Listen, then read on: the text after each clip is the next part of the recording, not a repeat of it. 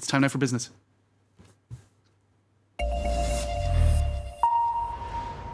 Kate Moody's back in the studio. Good evening, Kate. Hi, James. Now, you're taking a closer look at that rail strike across the channel, the issues, the impact on the economy there. Yeah, only around 20% of passenger trains were running this Tuesday in the UK.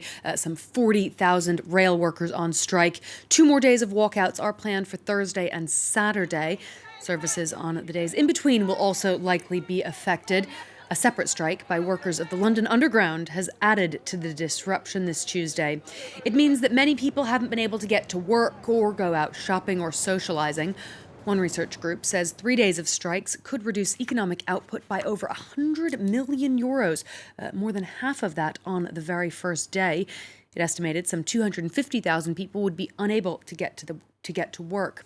The hospitality industry is expecting an even bigger hit, up to €1.2 billion in lost revenue for bars, restaurants, theatres and hotels.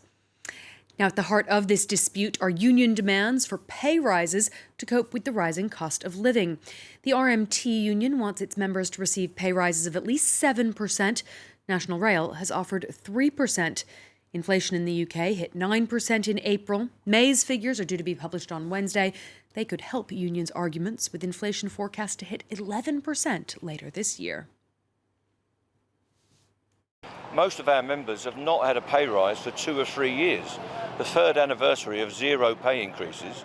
So all of those things have to be addressed and resolved in these debates. But we'll be campaigning for as long as it takes to get a settlement to the issues that are in front of us.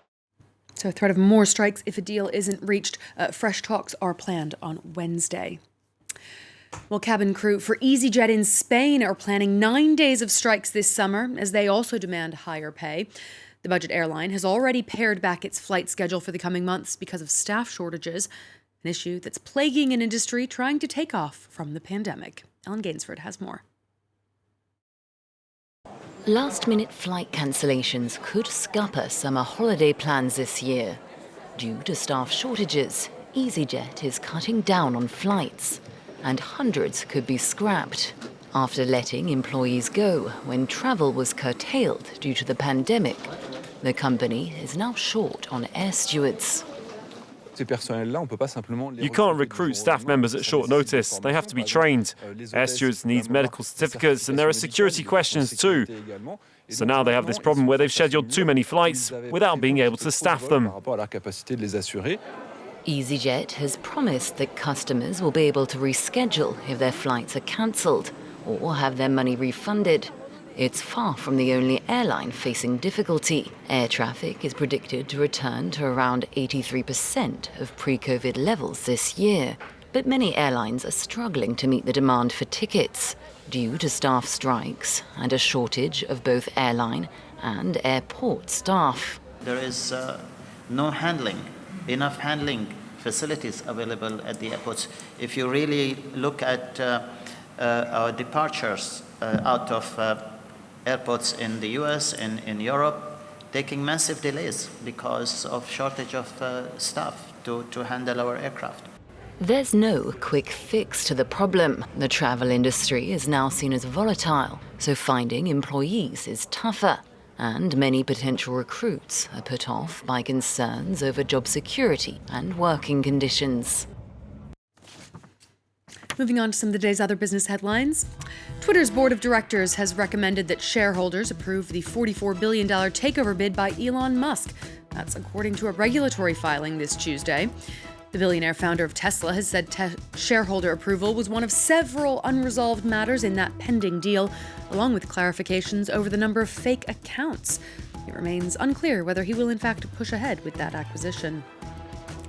Food giant Kellogg's is to split its business into 3 separate companies focused on cereals, snacks, and plant-based foods.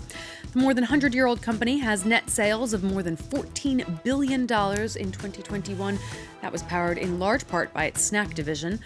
The spin-off is expected to be completed by the end of next year. Shares rose around 3% today. And high inflation, Russia's war in Ukraine, and ongoing COVID restrictions in China are set to put a damper on sales of French spirits. An industry group said both domestic sales and exports were showing signs of slowing in the first half of the year, having staged only a partial comeback last year. Spirits, like cognac and Cointreau, are France's second largest export sector after aerospace. A U.S. ban on imports from China's Xinjiang province has come into force today. The new law extends restrictions which had targeted just cotton and tomatoes to all products from that region unless sellers can prove they're not made with forced labor.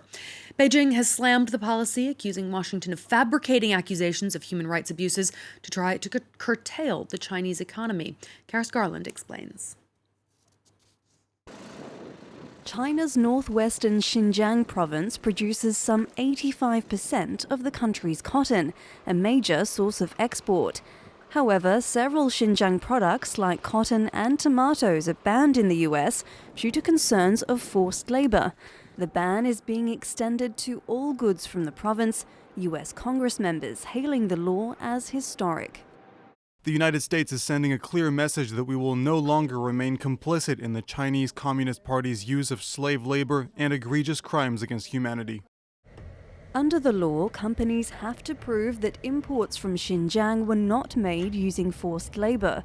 China is accused of detaining people from the Uyghur ethnic minority group in internment camps, forcing them to work for a fraction of minimum wage.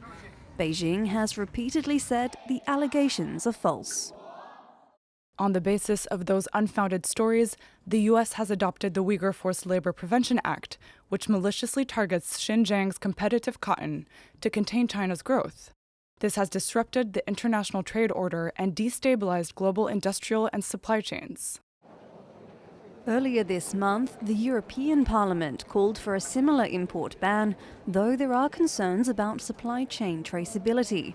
Last year, French prosecutors opened an investigation into 4 fashion retailers suspected of concealing crimes against humanity in Xinjiang, implicating brands like Uniqlo, Zara and Skechers. Finally, Elvis-themed weddings have been a staple of Las Vegas for decades, and they'll be able to stay on the Strip after several businesses reached an agreement with the late singer's estate. Last month, the group which owns the rights to the Elvis Presley brand sent cease and desist letters to some venues which specialized in king-themed unions. After a local media blitz, they confirmed a deal to pay a small annual fee in order to continue using the Elvis name and image. Elvis impersonators said they were relieved to get back to work. I was heartbroken. I was unable to sleep. This is everything. This is my job. This is our family business, our livelihood. So without Elvis, we don't have a business. I'm not qualified for anything else, you know what I'm saying? This is all I do, so man, we'd be out of job and on the unemployment line if they followed through, but thank God they didn't, man. They came to their senses. Some people expressing a bit of skepticism, James, about the timing of this whole controversy. It does happen just around the same time as a new Elvis film is due to hit cinemas in the United States. I'm reaching for a snappy Elvis lyric, and I can't find one, unfortunately. No More Heartbreak Hotel. Oh, there you go. Perfect. There you go. I've done a bit of research, so there you go. Thanks for that.